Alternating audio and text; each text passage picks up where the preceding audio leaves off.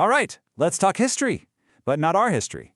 No, we're charting a history that makes everything humanity has ever done look like, well, less than a single grain of sand on an infinite beach. We are going to step through the entire timeline of the Cthulhu mythos, the whole shebang, from the birth of the universe all the way to its final horrifying end. So you got to get this one core concept to understand anything else. And it's a wild one. The entire foundation of this cosmic horror rests on a single, terrifying idea. What if everything, our reality, our science, every single thing you think is real, is nothing more than a fleeting thought, a dream happening inside the mind of a slumbering, chaotic god known as Azathoth? Kind of puts your daily commute in perspective, right? So, if our whole universe is just a dream, that begs a pretty huge question, doesn't it? What in the world has it been dreaming about for the last, 13.8 billion years? Well, let's find out. Let's dive right in. Okay, first up, a universe dreams. We're starting at the very beginning, from the Big Bang to the very first signs of, well, something waking up in the cosmic dark. The scale here is it's mind-boggling. Seriously, try to wrap your head around this. The dream kicks off 13.8 billion years ago. And for nearly 13 billion years after that, our planet, Earth, is basically nothing. A cosmic footnote. It forms, some primordial goo starts doing its thing, but no intelligent life. Just silence. That all changes about 1 billion years ago. That's when Earth gets its first visitors from the stars. And this is where it gets really, really interesting. Because we tend to think of this as our planet, right? Wrong. In this timeline, humanity is a total afterthought. We were incredibly late to our own party. Long before we ever showed up, Earth was the main event, a battleground, a prized piece of real estate for vast alien empires. So let's meet the planet's first landlords, the Elder Things. And these guys were weird. Think of them as a bizarre fusion of plant and animal biology. They came from the stars, packing technology and science so advanced we couldn't even begin to wrap our minds around it. They were, for all intents and purposes, Earth's original architects. And they did not mess around. Their rise to power was super methodical. First, they land in the freezing Antarctic Ocean and build these massive cities. Next, they literally create their own labor force, these protoplasmic blobs called shoggoths, to do all the heavy lifting. From there, they just expand, all over the oceans, all over the land. They owned the place. They were so in control, in fact, they started playing God, messing with biology and actually creating the very first vertebrates on the planet. Yeah, they basically kickstarted our whole branch of the evolutionary tree. But just because they were first doesn't mean they had it easy. Oh no, their reign was anything but peaceful. Other alien races started showing up, like these nightmare creatures called the flying polyps. These things took over the land, built these huge basalt cities, and it sparked a brutal, planet-wide war. In the end, the Elder Things won, but they had to shove their enemies into sealed underground prisons to do it. Now, not every alien that showed up was looking for a fight over territory. Some were different. Take the great race of Yith. These guys were something else entirely. They weren't really physical beings. They were a species of pure consciousness, time-traveling refugees, basically. They were escaping some disaster in their own time by beaming their minds across eons and taking over the bodies of other species. On ancient Earth, they happened to possess this weird cone-shaped race.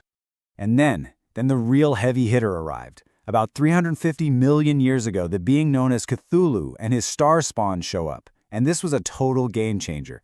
A massive war breaks out. And for the first time, the mighty Elder Things can't win. They've met their match. Eventually, they're forced to call a truce and they hash out a deal. The Elder Things get to keep the oceans, their original turf, while Cthulhu and his kin get to rule all the continents. So for a while, you've got this weird stalemate on Earth, this golden age of cosmic empires. But, nothing lasts forever. It was all about to come crashing down in the most spectacular way possible. This is it. This is the moment everything changes. Around 300 million years ago, the entire history of the planet just pivots. The age of the great old ones comes to a sudden and very mysterious end. The crazy thing is, we don't really know what happened. Maybe a war was something even worse, maybe just a natural cosmic event. But the result was that the stars themselves fell out of alignment. Whatever that means, it seems to have cut the old ones off from their power source. And in that one moment of weakness, Cthulhu's great city, the impossible city of Rylea, sinks beneath the Pacific Ocean, trapping him inside in a state that's not quite death but a deep, deep sleep. So you get the picture, right? With the big bosses taken off the board, the whole planet just enters this long, slow decline. The Elder Things civilization starts to crumble over millions of years. And in that power vacuum, you get all these other smaller empires, like the Serpent People, popping up for a while and then disappearing. It's just an age of chaos. And all of this is just setting the stage for who comes next.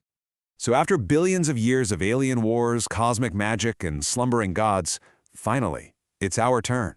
Humanity makes its grand entrance on the world stage. Except grand is maybe the wrong word. Our arrival is so ridiculously recent, it's not even a blink in cosmic time. I mean, just look at these dates for a second. The Elder Things Empire had already been in decline for over 1 million years before the first true humans even showed up. We didn't build our world on a fresh, new planet. No way! We built our civilization right on top of the ruins and graveyards of countless forgotten species. And our own history? From this perspective, it's just this rapid-fire montage of kingdoms rising and falling. You've got the mythical lands of Lemuria and Atlantis, the barbaric Hyborian Age, and then boom, you hit our recorded history with Egypt, Rome, and eventually, us. On a cosmic scale, all of our triumphs and tragedies happen in a flash. And what's our defining feature in all this? Pure, blissful ignorance. We live our lives, we build our cities, we write our histories, completely unaware of the billion-year-old horrors sleeping right under our feet and waiting for us out there, between the stars. But our fleeting moment, like all the others, has to end.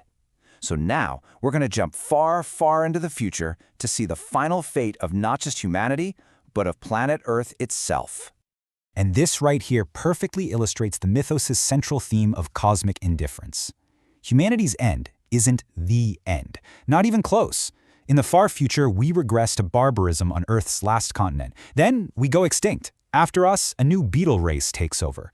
And 1 billion years from now, with the sun a dying red giant, the planet's last children will be intelligent spiders living deep inside the Earth's crust. And so, after trillions of years of empires rising, gods sleeping, stars dying, and species evolving and vanishing, we finally come full circle. We return to where we began. We return to the dreamer Azathoth, who has been slumbering at the center of reality this whole time. The timeline has only one event left.